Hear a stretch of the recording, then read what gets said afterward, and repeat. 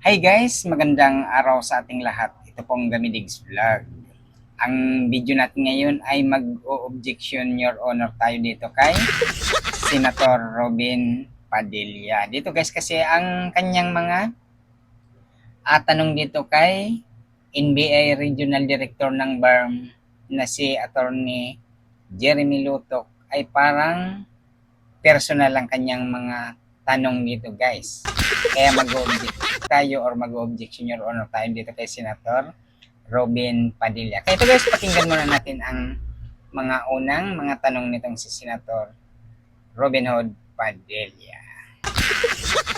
Ang tagapamahala ng hukom at sa ating Ginoong Pangulo. Maaari po ba makapagtanong sa ating mahal na saksi? Opo, Your Honor. Maaari po. Ang una ko pong katanungan sana ay taga saan po kayo na lugar na probinsya? Tacloban, sir. Tacloban. Tacloban City, Opo. sir. Kayo po ngayon ay Tutuloy naman natin guys. Objection your honor muna. Tinatanong nitong si Senator Robin Padilla guys kung taga saan itong si NBA Regional Director ng BARM na si Attorney Jeremy Lutok. Siya ay taga Tacloban, isang waray-waray. Tuloy na. Regional Director ng NBI sa BARM. Yes, sir. Opo. Yun po ba ay isang promosyon para sa inyo na madala sa BARM? Objection your honor. Laka. Bakit? Tinatanong niya kung isa itong promosyon. Siyempre, nakakataas siya ng NBI kung sino ang mas bagay doon at saka kung sino ang matibay ang loob na pwede ilagay dyan sa Mindanao. Kaya ito pinili ng kanilang ananghid ng NBI na ilagay doon kasi alam naman natin na itong waray na si Attorney Jeremy Lutok ay sigurado itong maisog.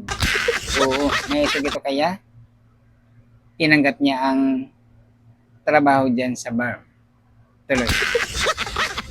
Dahil totoo po ba na kayo ang tinatawag na Golden Boy ngayon sa NBI? Objection, Your Honor. Bakit naman sinasabi nitong si Senator Robin na Golden Boy?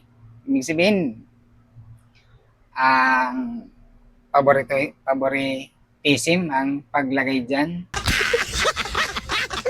Kaya siguro, tinawag na Golden Boy itong si Attorney Jeremy Lutok nitong si Senator Robin Padilla kasi alam mo naman guys, ngayon sa social media, ang itsura nitong si Attorney Jeremy Lutok guys, hinahambing kina Coco Martin kasi napaka guwapong attorney ito guys. Hinahangaan sa itsura niya, sa galing niya. Okay. Parang hinahambing to guys. Para daw si Coco Martin ang itsura nito si Attorney Lutok. Tuloy natin kay pagtatanong nito si I cannot comment on that po, Your Honor. Kasi po ang Nasa BARM po ako. Wala ho ako ngayon sa Opo. main office, sir. promotion po ba yun? Yung napunta kayo sa BARM? Balita ko po kasi ilang beses na kayo na-promote sa NBI. Objection, Your Honor. Senator Robin, ito, matatawang ka dito sa mga pinagdaanan nitong si Attorney Jeremy Lutok guys. Dito guys, sasabihin niya kung paano siya nagumpisa at kung paano niya narating yung pagiging RD ng NBI dyan sa Mimaropa, sa Mindanao ngayon sa BARM na sinasabi nitong si Robin Padilla. Tuloy natin ang tatanong nitong si Senator Robin Hood. 12 years na po ngayon sa NBI. Yes, sir. Opo. Ilang beses na po kayo na-promote? Since na pumasok ko ako sa NBI, Opo. sir, from investigation 1, 2, 3 noong 2015, 2016, Well, nung mula ako nung pumasok ako sa academy, from investigation 1 hanggang ngayon sa regional director, sir. Ilang beses po yun? Sa isang taon po. Sa isang taon. Objection, Kailan, Your anong Honor. taon po, Sir Ante? Ayan. Tingnan nyo guys, kung kailan ito nag-umpisa itong si Attorney Jeremy Lotok. 2014 pa. Di ba? Wala pa si PRD. Wala pa si BBM. Nasa NBI na pala itong si Attorney Jeremy Lotok. Oh, akala siguro nitong si Robin Hood, Senator Robin Hood, na ngayon lang ito dinampot, ipinasok dyan, taas kaagad ang ranggo. Kaya guys, 2014 pa nag-umpisa. Kaya ang akala siguro nitong si Senator Rubin na basta ka na lang kukunin na katulad ni Bato guys na biglang baba to PNP kagad. Ito guys, marami siyang pinagdaanan itong si Attorney Jeremy Lotok. Kung di ba, tingnan mo naman kung kailan siya nag-umpisa, wala pa si Digong, nandyan na siya. Hanggang kay Digong, nag-service na siya. Hanggang ngayon kay BBM. Akala niya siguro kasi taga-Tacloban, basta ka na lang ilalagay doon sa mataas na pwesto. Yun na. Ang hindi alam nitong si Senator Robin Hood ay nag-umpisa ito sa baba muna bago nakarating sa dahil sa husay niya. Kaya ka nakakaakyat sa mataas. Tuloy natin. Okay. Bago po kayo napunta sa BARM. Bago ako napunta sa BARM, regional director po ako ng Mimaropa. Mimaropa. Region 4B, sir. Opo. Kayo po ba ang pumili sa BARM? Hindi po, sir. In the ex-agency of service, doon po kami nilalagay kung ano ang tingin ng direktor na makakatulong kami sa bureau. Bakit po kaya naisip ng direktor na sa BARM po kayo? Kayo po ba ay may kaalaman sa Islam? Objection, Your Honor. Ano naman ang kinalaman doon, guys, sa sinasabi nitong si Senator Robin kung may kaalaman ng sa BARM? Kasi kahit saan naman guys sa Pilipinas kahit sa Ilocos ka, sa Bisaya, sa parte ng Pilipinas, isa lang naman ng Pilipinas Magkakaiba lang ang mga relihiyon, pero halos para-paras lang naman yan guys. Ang trabaho ng NBI. Kung anong trabaho ng NBI dito sa Luzon, sa Visayas, sa Mindanao, di ba isa lang yun ang nila, ang sinusundan.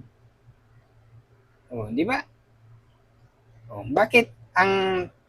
Bakit siya inuusisa nitong si Senator Robin na bakit siya napunta dyan sa BARM? Tuloy. Hindi ko po alam kung ano ang naging basis ng direktor, pero Kayo po mismo. Ang BARM po kasi is Muslim Mindanao. yes, Your Honor. Opo. Meron po kayong Para sa akin lang guys, kasi pagdating daw sa Mindanao, ayon sa mga narinig natin, marami dyan ang mga pag-i-assign doon, umaayaw, siguro natatakot. Pero guys, itong si Attorney Jeremy Lotok, hindi siya umayaw. Tinanggap niya ang trabaho doon sa Mindanao. Ibig sabihin, marunong siyang makikisamas doon sa mga tao doon. Yun lang naman ang sekreto dyan guys. Kailangan marunong ka makikisama sa mga tao doon. Pero yung trabaho mo, hindi mo pababayaan. Ibig sabihin, hindi ka magpapariglo kung may mga mali na kailangan ng NBI. Para sa akin lang yan guys, para sa aking pag-analisa lang. Dahil tinanggap ni Attorney Lotok yung trabaho niya sa Mindanao, ibig sabihin, maisog hiya. Maisog hiya. Wala hiya. Magpahadlok, siring pahan ibang mga istoryahon. Iyag gula. Basta iya, ipag tanggol daw ang institusyon. Yun ang goal ng NBI na sa pamumuno nitong si Attorney Jeremy Lotto. O, diba? May tot na isog. Bir na hadlok bisan din kaig assign. Tuloy natin kay sa pagtatanong nitong si Senator Robin inosisa naman sa Islam. In terms of what you mean kaalaman, sir, yung Sa religion po ng Islam kasi Muslim Mindanao. So, ibig sabihin, so kahit basic po siguro ng Islam, no? yes, sir, kahit naman ho sino pwedeng i-assign kahit saang regional office dito sa Pilipinas. Di ba po parang Regional autonomy ang Objection, Your Honor, Senator Robin. Bakit naman kung sa Mindanao or sa Muslim siya i-assign? Ano naman ang pagkakaiba doon? Kasi ang pagpunta naman doon nitong si Senator, baka maging senator sa susunod kasi nababanggit ko. Itong si Attorney Lotto, NBI Regional Director ng BARM, ay trabaho naman ang kanyang pagpunta dyan Hindi naman ibig sabihin ng kung anong mga relihiyon. Ang kanya, trabaho. At hindi kung ano-anong mga relihiyon ang kanyang iniisip. Kasi kahit ano ng mga relihiyon, para-paras lang naman tayo mga Pilipino di ba? Kaya dito tuloy natin ang pagtatanong nitong si Senator kasi masyadong kinakalkal niya ang personal na itong trabaho nitong si autonomous region ng Muslim Kanila. Mindanao. So, kailangan naman siguro kahit paano meron kayong kaalaman sa Islam. Konti siguro, sir. Ano po yung konti na yan? Well, isa po akong Kristiyano at hindi ko ho malalaman yung kabuuan. Siguro po dapat meron kayong basic din na knowledge ng Islam. Ano? Sa pangalawang tanong po, okay na po yun. Pangalawang tanong po, Objection, Your Honor. Ito guys, parang ang gusto niyang malaman ni Senator Robin Padilla, siguro dahil sa BARM, ang ilalagay doon ay Muslim din. Hindi naman siguro,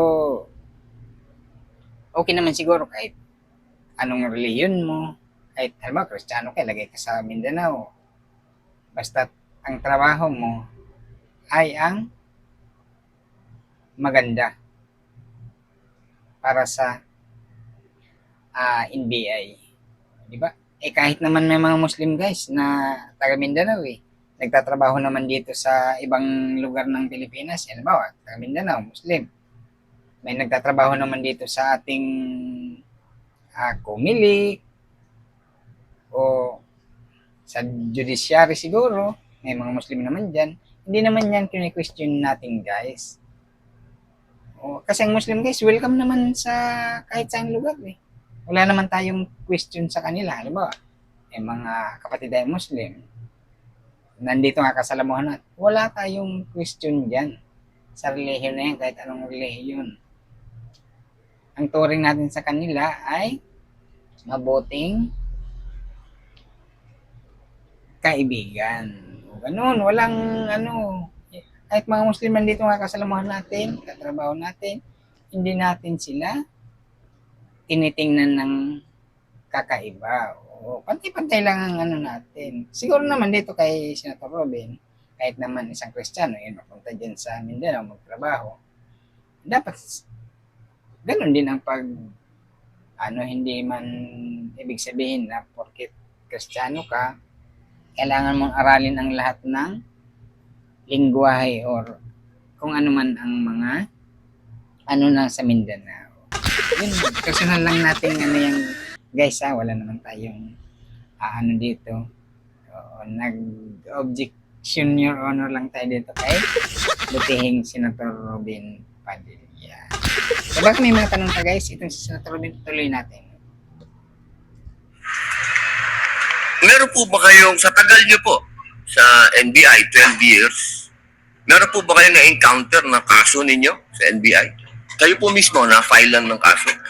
Your Honor, normal ho sa mga NBI agents na makakasuhan in fact maging sa sinumang law enforcement agency, that's the price we pay for doing our job and for protecting the country. As a matter of fact, in the NBI, Your Honor, we avoid the noise. We just finish the job. So ano po yan? Yes? Yes po yan. Yung sagot nyo? Yes? Tutukan muna natin ang pagtatanong. Yan guys.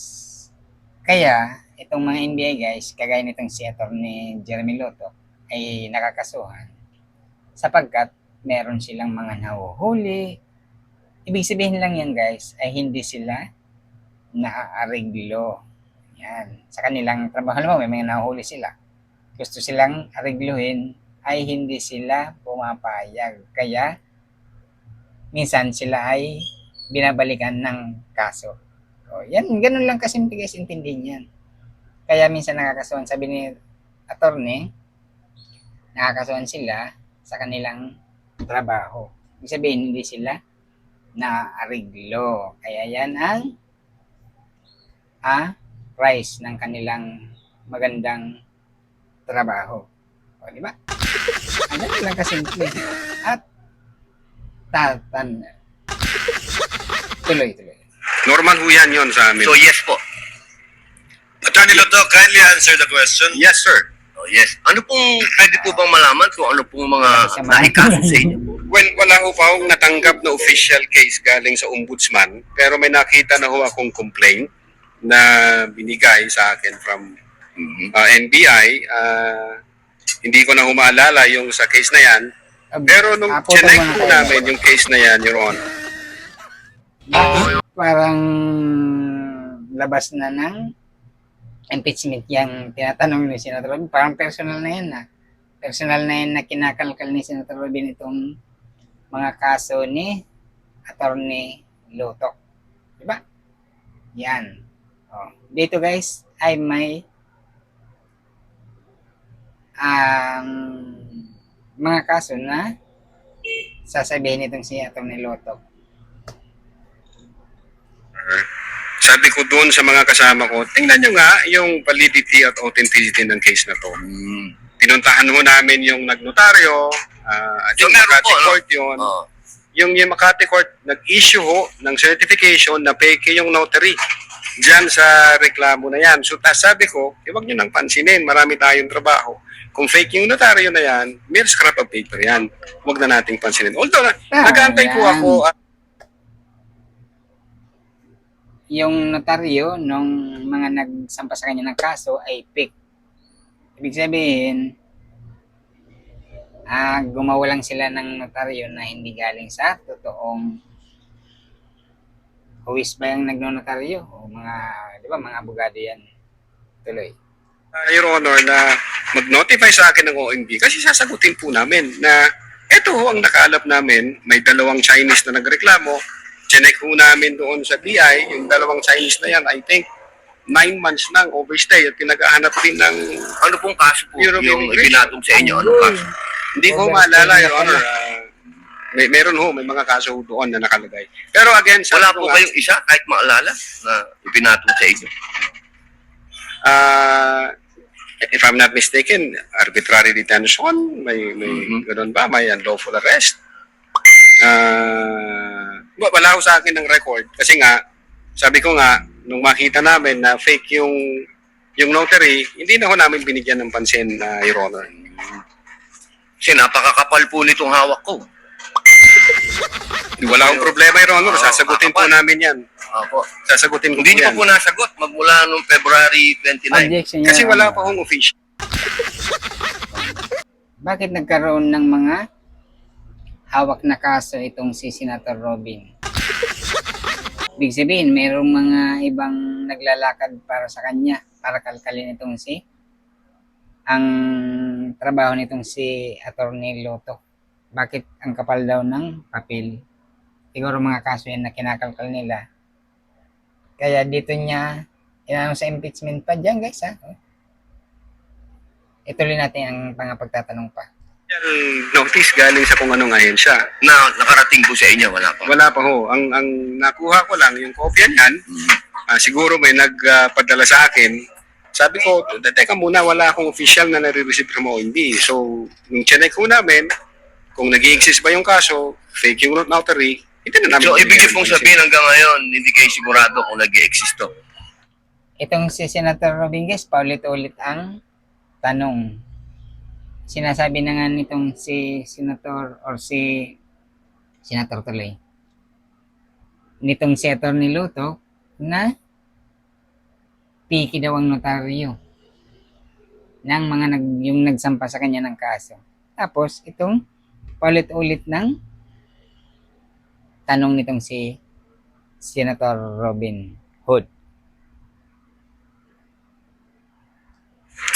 Dapat may notice na ako from Ombudsman. Oh, di ba po dapat ang reaksyon ng isang tao kapag may kaso, harapin? Precisely, Your Honor. Hinihintay ko nga.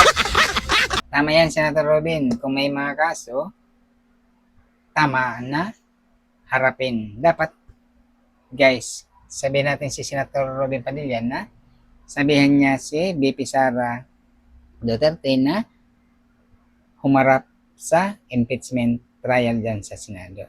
Kasi sabi niya, pag may kaso, dapat humarap.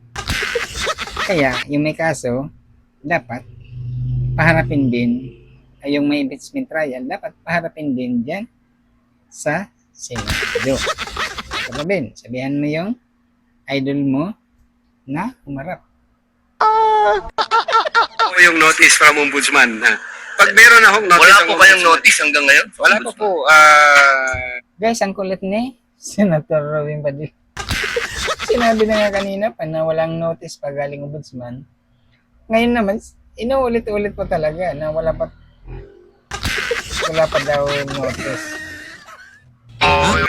Your Honor, yun nga ang inaantay ko kasi sasagutin namin kasi meron po kaming certification na fake yung notary.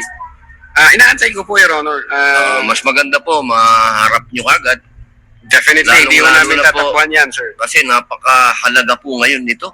Yes, sir. Oo, ito po ay ang pinag-uusapan natin dito ay Ayan. Guys, yan ang pagkakalkal ng sa trabaho nitong si Atty. Jeremy Luto. Kinalkal ni Senator Robin Padilla ang kanyang trabaho. Akala niya siguro na pagkapasok ni Senator or ni Atty. Jeremy Luto ay bigla siyang ilalagay doon sa pinakamataas na posisyon sa NBI. Ang hindi niya alam ngayon na tauhan na itong si Senator Robin na ang pinagdaanan pa lang itong si Atty. Luto ay nagsimula muna siya ng 2014 dumaan kay PRRD, ngayon hanggang ngayon kay PBBM, at narating niya ang mataas na posisyon dahil sa kanyang magandang ipinakita sa kanyang pagtatrabaho. Ganun lang naman kasimple yun. Hindi mo na kailangan na ano pa ng mga backer kasi ano man pinagdaanan niya, umpisa muna sa mga medyo mababa. Tumas, ilang beses siya naging RD. Dalawa, may Maropa RD na siya. Nilipat lang siya doon sa Mindanao para maging NBI RD din o Regional Director ng BARM na sinasabi nitong si Senator Robin Padilla. O, yan guys. O, di ba? Ngayon nalaman natin si Senator Robin Padilla kung bakit nandoon sa BARM itong si attorney or si NBI Regional Director Attorney Jeremy Luto. Kaya ibig sabihin or karagsingon Senator Robin ay maisog itong si Attorney Luto. Tinanggap niya ang trabaho dyan sa Mindanao, maisog, mailog, matibay ang loob ni Attorney Luto. Guys, kaya itong si Attorney Jeremy Luto, guys, viral na viral, trending ito ngayon sila sa social media. Dalawa sila. Si Attorney Amando Virgil Ligutan ng prosecutor or prosecution panel sa impeachment trial at itong naging witness sa impeachment trial na si Attorney Jeremy Luto. Pareho sila kay mga Litinyo or mga taga-Liti. Attorney Ligutan, Targaraliti. Attorney Lutok, Tacloban City. Kaya, pareho silang mga litinyo na mga waray-waray. Mga pogi na mga abogado na mga waray-waray. Kaya guys, trending ito silang dalawa at viral sa social media. Yun, hanggang dito na lang itong ating video. Hanggang sa susunod na ating mga makukuhang mga balita sa ating bansa.